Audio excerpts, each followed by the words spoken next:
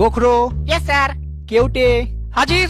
Rattle, yes sir. হেলে, উপস্থিত। দাঁড়াস, yes sir. চন্দ্র চন্দ্র। বোরা হবে স্যার, চন্দ্র বোরা। হ্যাঁ আমারও তাই মনে হচ্ছিল, কিন্তু এখানে BARA লেখা আছে আর কি। ওটা মেটালি স্যারের লেখা, ও লিখতে এ লিখেছে, কানা সালা।